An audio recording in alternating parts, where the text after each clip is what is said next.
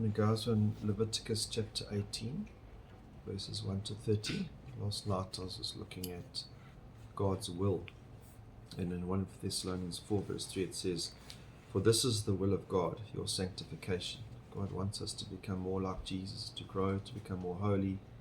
And part of that sanctification, it says, that you may abstain from sexual immorality, that each of you know how to possess his own vessel in sanctification and honor, and not in lustful passion, like the Gentiles who do not know God. And so God calls his people out to be very different to the world. The world is full of sexual immorality, and God says, no, you need to be sanctified and better and holy. And the sex sin is one of those sins that are serious. It leads to death. You sin against your own body. It has devastating effects. And so Leviticus 18 just highlights many of the aspects of sexual immorality. Then the Lord spoke to Moses, this is in verse 1, saying, "Speak to the sons of Israel and say to them, I am the Lord your God."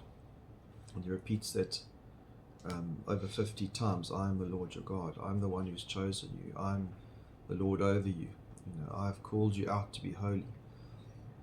Verse 3, "You shall not do what is done in the land of Egypt." That's calling out of Babylon, out of the world, to become not like them, with their pagan practices, and then all the sexual immorality that came hand in hand with those pagan practices.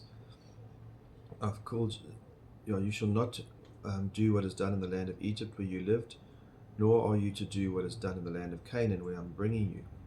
You shall not walk in their statutes. You are to perform my judgments and keep my statutes, to live in accordance with them. I am the Lord your God. Again, repeated.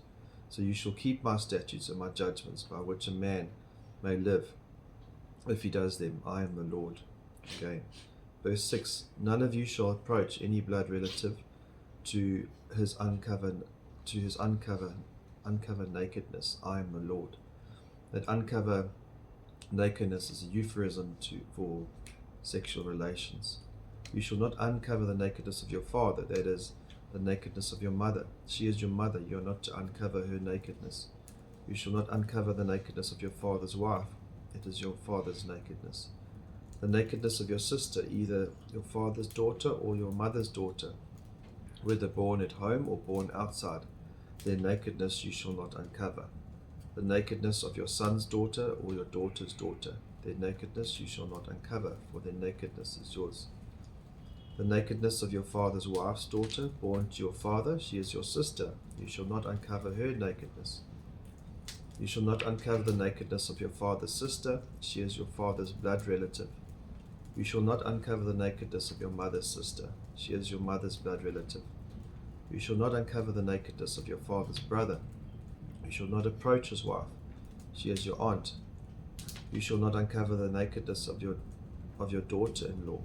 She is your son's wife. You shall not uncover her nakedness. You shall not uncover the nakedness of your brother's wife. It is your brother's nakedness. You shall not uncover the nakedness of a woman, of her daughter, and nor shall you take her son's daughter or her daughter's daughter to uncover her nakedness. They are blood relatives. It is lewdness.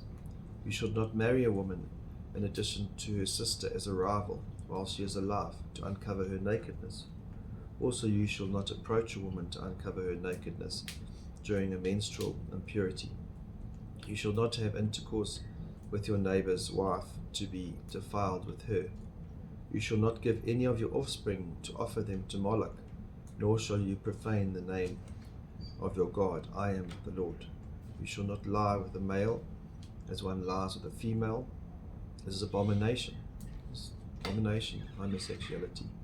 Verse 23, you shall not have intercourse with any animal to be defiled with it, nor shall any woman stand before an animal to mate with it.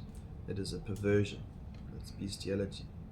Do not defile yourselves by any of these things, for by all the nations which I am casting out before you have become defiled.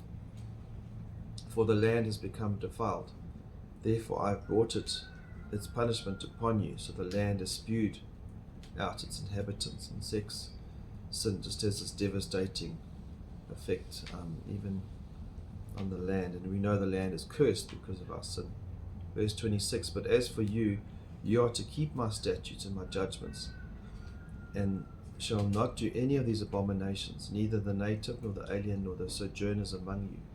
For the men of the land who have been before you have done all these abominations, and the land has become defiled. So the land has not spewed you out, should you defile it, as it has spewed out the nations which has been before you. For whoever does any of these abominations, those persons who do so shall be cut off from among the people. Thus you are to keep my charge, and you do not practice any of the abominable customs which have been practiced before you, so as not to defile yourselves with them. I am the Lord your God. So very clear: homosexuality, any sexual immorality, although adultery is not specified here, very clearly adultery, sex and sex before marriage, all these things God hates, and all of these things have devastating results. So we need to be sanctified and avoid them.